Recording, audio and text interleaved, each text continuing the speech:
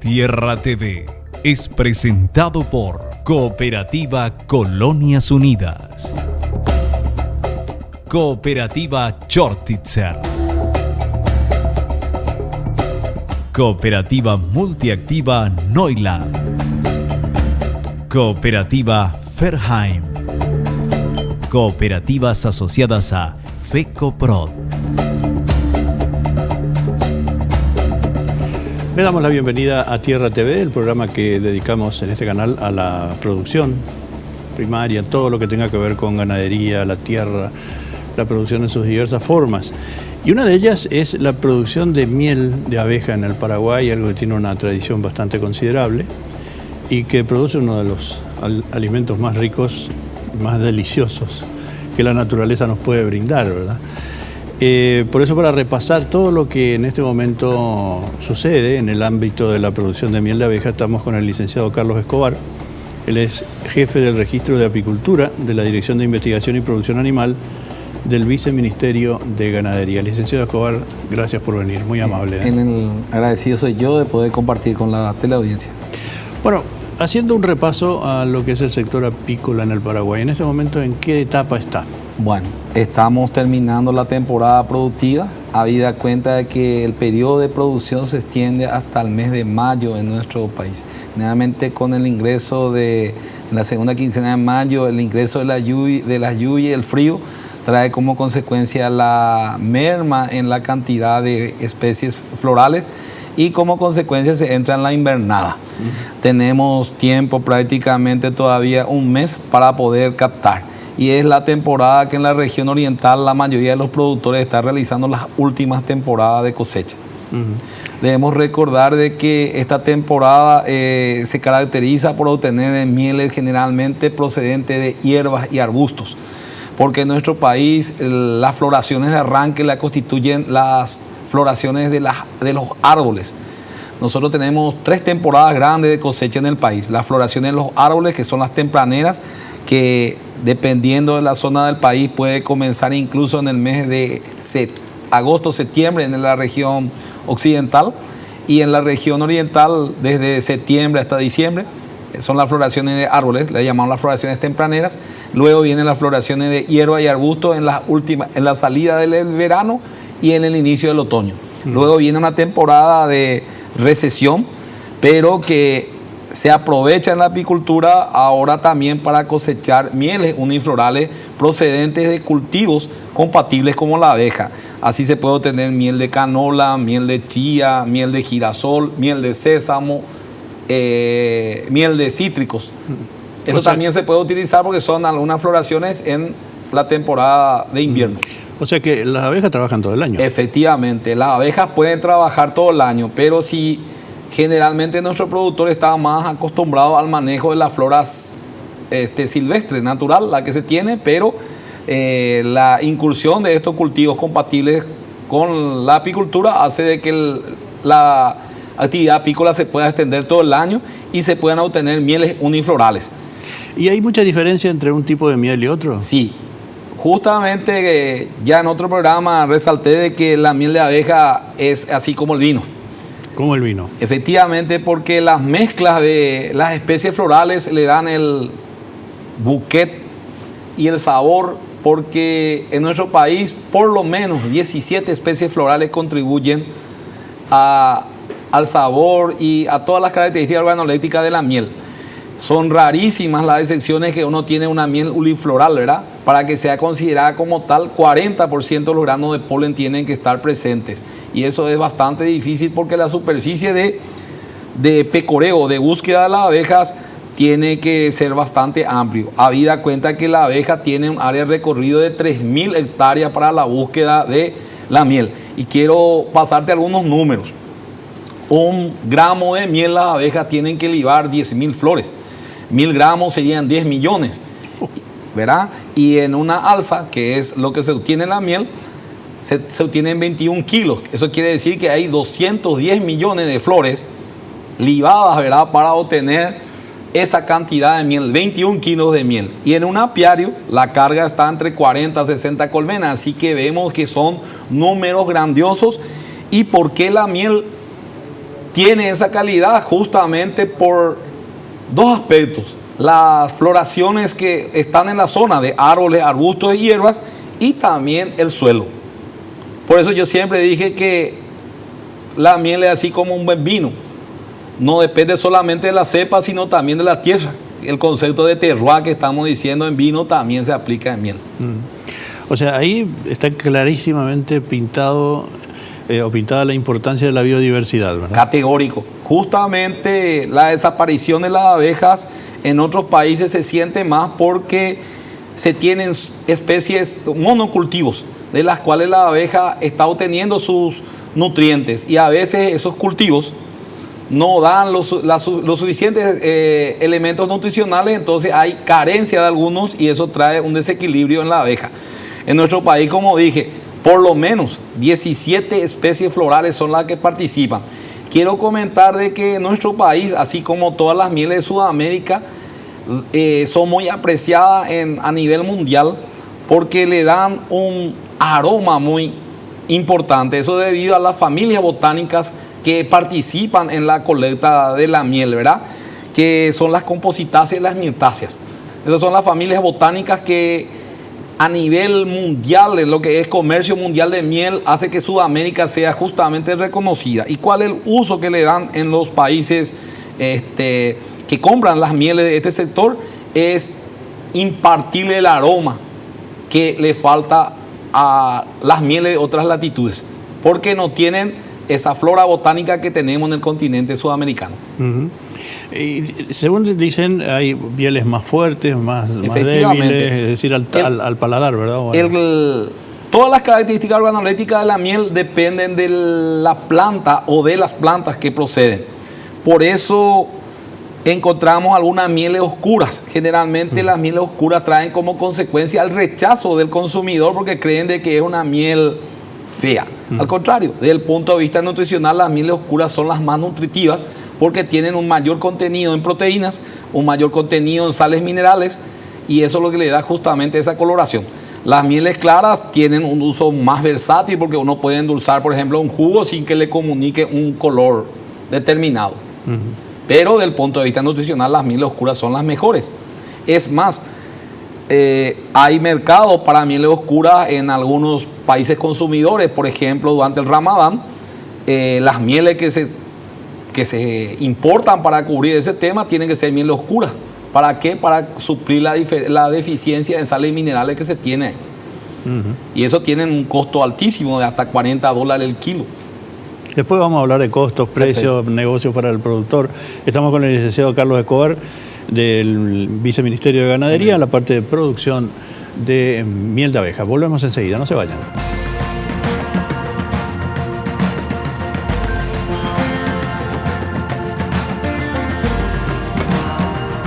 Yerba Mate Colón, 100% fresca y natural.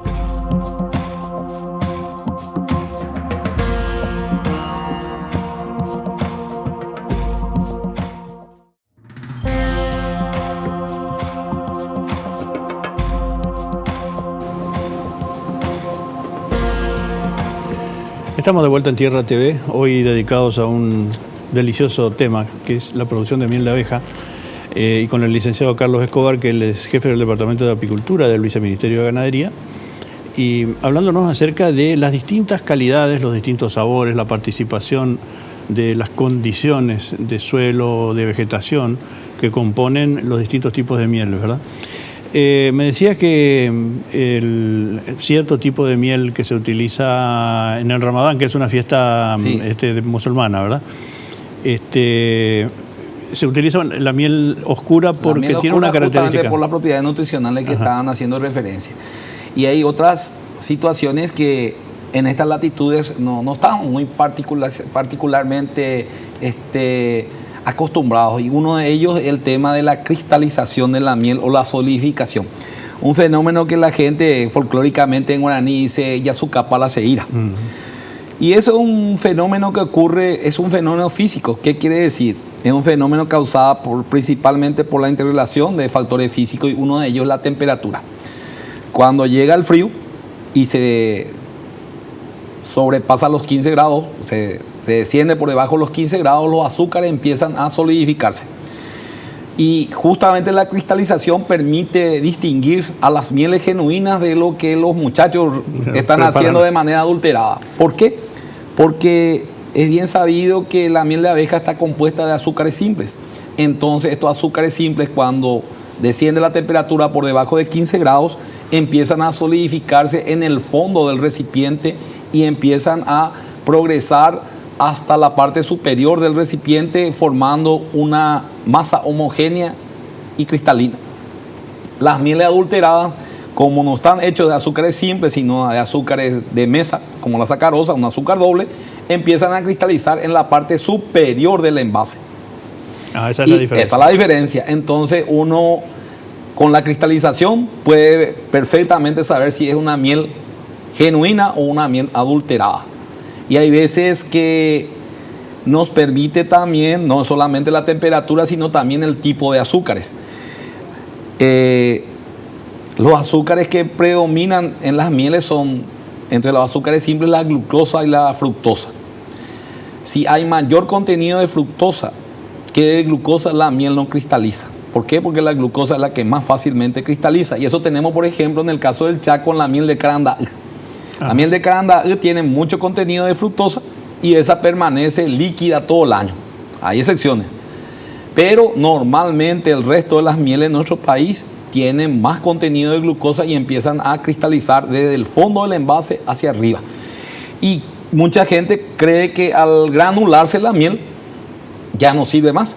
Y es lo mismo que yo agarre y rechace un pedazo de hielo porque digo que no es agua. Sino simplemente lo que pasó fue un cambio de estado físico. Y es más, en otros países se consume la miel cristalizada o cremosa para untar encima del pan. Y generalmente acá en nuestro país se quiere consumir la miel líquida. Entonces, ¿qué se hace? Se saca al sol. El sol con la temperatura elevada disuelve esos azúcares y lo vuelve líquida. Pero no solamente actúa el sol, sino también, dependiendo del color del envase, los rayos ultravioleta también deterioran al producto, desnaturalizando las proteínas y las vitaminas y los principios activos farmacológicos de la miel. Entonces este producto ya no tiene el doble propósito de alimento saludable y simplemente queda como un edulcorante. De ahí que lo mejor para conservar esas propiedades intactas sea la de mantener en su estado originario. En la aplicación de temperaturas, el exponerlo al sol por la temperatura elevada y los rayos ultravioletas son los que deterioran al producto. ¿No se recomienda guardarla en la heladera? No, la miel tiene que estar perfectamente a temperatura ambiente. Si es bien sabido que la miel se encontró dentro de la pirámide, casi después de más de 2000 años y estaba impecable después de 2000 años. ¿Por qué? Por el efecto osmótico de los azúcares y también algunos principios activos farmacológicos como el peróxido de hidrógeno y otros que están manteniendo ese producto sin descomposición. ¿Qué nivel de producción hay en el Paraguay? Bueno, nuestro país está con 62.000 colmenas y una producción cercana a las 800 toneladas. Estamos con un déficit para cubrir el mercado interno, apenas 1/3 del mercado interno tenemos cubierto. Mucha gente se pregunta por qué no es cubierto este déficit con la importación y esto pasa por lo siguiente. Las mieles de otros países tienen otra flora, entonces el público local cuando siente una miel que no es procedente del país dice, esta no es la miel que yo consumía cuando era chica y no compra más. Es por eso que el fracaso tenemos una suerte del fracaso del contrabando, no puede posicionarse en este producto porque la gente necesita y conoce la miel de abeja nacional que tiene una mezcla de sabores única. Sabida es de que uno espera un sabor ácido por los azúcares, por los ácidos orgánicos que tiene, un sabor dulce y luego un sabor amargo al tragar que causan escalofrío. Eso es debido a la cantidad de polen.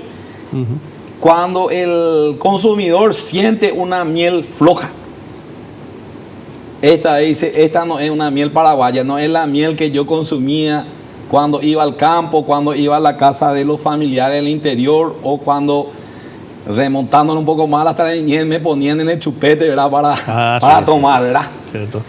Y eso queda grabado. De ahí de que el consumidor nacional sea un fiel seguidor de la miel nacional, porque, como estaba diciendo, tiene su identidad propia, su sabor propio y su fidelidad. ¿Todavía hay Iraca? Bueno, es cierto, una parte de nuestro país todavía tiene la cosecha manual, que generalmente lo hacen los pescadores o los obrajeros de estancia, que están en las tareas normales de alambrado y encontrando nidos silvestres. Pero cada día eso es menor, porque con una de las maneras que el apicultor se hace de material vivo es agarrando las abejas silvestres, cosa que el pescador o el obrajero así de manera ocasional destruye los nidos y es simplemente un cazador de miel. Depredador. No aprovecha, un depredador. Claro. ¿Qué diferencia hay entre la miel de bosque y la miel cultivada, digamos? La miel que se extrae así de manera ocasional en el monte no discrimina la humedad. Ahí se aprieta, porque es por presión ahí y con poca higiene en ese trabajo de cosecha. No se tiene en cuenta la humedad. Entonces, al no tener en cuenta la humedad y con el manipuleo antihigiénico que se realiza, sube el contenido de microorganismos y la miel sufre un proceso de fermentación. Entonces la calidad se ve muy disminuida. Generalmente es la miel más barata, que algunos acopiadores oportunistas compran a precios prácticamente regalados, porque la miel que sale de una colmena es una miel que tiene una humedad controlada por debajo de 19%, y de esa manera dura bastante. Las mieles que salen de cosechas manuales necesitan un tratamiento tecnológico, que es una pasteurización. El objetivo de esa pasteurización es aplicarle calor para matar las levaduras osmotolerantes responsables de la fermentación alcohólica. Parar el crecimiento de la levadura, la miel queda con un cierto sabor residual de alcohol y la calidad es mala, ¿verdad? ¿Por qué? Porque justamente el alcohol desnaturalizó muchos de los principios activos nutricionales de la miel, y la temperatura completó el resto de esa tarea. Entonces, una miel que queda para uso industrial como materia prima auxiliar en la industria alimenticia, generalmente en panaderías, en repostería y eso. Ese es el circuito normal. Y es más, los usos que se tienen hasta para arrollar tabaco y darle ese sabor dulce, se impregna con miel. Impresionantes son los usos de la miel de abeja como materia prima auxiliar, o al sector de cosmética o la parte industrial como otro tipo de materia prima auxiliar. Es por eso que algunos dicen que tomó 1 o 2 o 3 cucharadas de y esa miel y se la emborracha, ¿no? Efectivamente, es por la fermentación, porque ahí el que realiza la cosecha no selecciona los panales que están totalmente operculados. Operculados significa tapados con cera. Ahí aprieta de manera indiscriminada los panales nuevos, que están prácticamente, son néctares, todavía tienen mucho azúcar, panales a medio opercular y crija incluso para sacar más rendimiento. Entonces se mezclan todas las cosas. La producción de miel de abeja es una actividad exclusivamente rural, ¿verdad? Rural, efectivamente. No hay manera de hacerlo en ningún centro urbano ni bueno, nada de eso. En algunos países con mucha situación se agarra la miel urbana, pero no debemos olvidar de que el pecoreo de la abeja es de 3 kilómetros y la abeja justamente actúa como un centinela del medio ambiente. ¿Qué significa eso? Por el cuerpo o por los productos que ella recoge, el néctar, el polen, las resinas procedentes de las plantas o propóleo, ¿verdad? La cera, le constituyen entonces vehículos donde un técnico analista busca contaminantes. Y en las ciudades es fácil encontrar, por ejemplo, residuos de metales pesados procedentes de la actividad industrial y otra serie de residuos así tóxicos, claro, para la salud. De ahí que las mieles en la zona urbana sean desaconsejadas, porque pueden tener residuos de la actividad antropogénica que realiza el hombre. Estamos con el licenciado Carlos Escobar, él es jefe del Departamento de Apicultura del Viceministerio de Ganadería. Volvemos enseguida para el último bloque, no se vayan.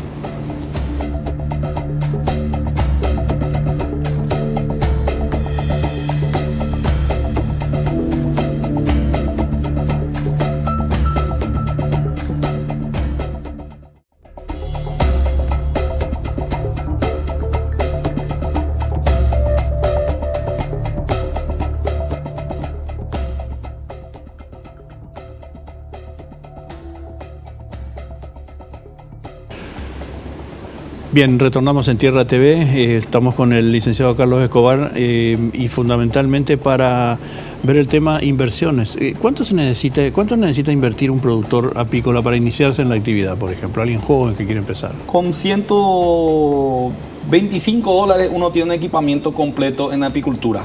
Fuera $125. Y eso puede pagar incluso si comienza en tiempo adecuado. ¿Qué quiere decir? A la salida del invierno, él puede tener hasta 3 cosechas si es que realiza un manejo tecnificado y puede pagar esa inversión a los 6 meses de haber iniciado la cuestión. Pero lo importante es que ¿dónde ubica eso? Hay veces que uno es fanático, por ejemplo, de tener en la granja que uno tiene acá en Central, por ejemplo. Pero ¿qué pasa? Debíamos olvidar de que la abeja necesita muchísimas flores. Entonces, lo que vale aquí es la cantidad de especies de árboles, arbustos y hierbas que se tienen en esas 3.000 hectáreas de vuelo que realiza la abeja para juntar. Si uno está en una zona pobre en recursos naturales, no va a obtener esas 3 cosechas. ¿Por qué? Porque ya cada vez se está degradando como consecuencia del avance de la urbanización y el cambio de uso de tierra en la actividad agrícola y ganadera. De ahí que las zonas más boscosas, las zonas de humedales sean las mejores zonas para la producción. Cuanto más natural sea el entorno, mejor calidad de miel y mayor producción. Y así, hablando en términos de lo que está mencionando, ¿qué partes de la región oriental o de la región occidental dan? Justamente hicimos un trabajo de investigación y mucho se habló de cuánto es la capacidad de carga del país. Nosotros tenemos 406.000 hectáreas, 406.752 kilómetros cuadrados. Y ahí tenemos una capacidad para 700.000 colmenas en el país. Y nosotros tenemos apenas 62.000 colmenas. ¿Qué quiere decir? El 10% recién del territorio nacional está siendo ocupado por apicultura. Hay mucho para crecer. Y esta actividad es la única que produce sin destruir. Al contrario, mejora el ambiente por la actividad polinizadora que realizan las abejas, que estuvimos ya tocando en un programa anterior. De ahí que esta actividad tenga que ir creciendo porque aparte de producir productos, también es transversal para aumentar la productividad agrícola, ganadera y forestal. Sí, señor. Licenciado Escobar, muchísimas gracias por su visita. El agradecido soy yo y estamos a su orden. Muy amable. Nosotros ponemos punto final al programa. Gracias por haber presenciado y los invitamos a la próxima edición aquí en este mismo lugar. Hasta entonces.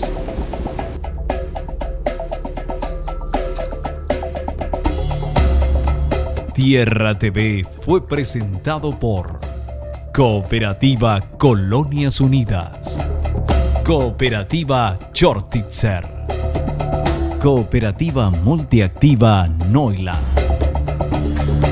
Cooperativa Ferheim, Cooperativas asociadas a FECOPROD.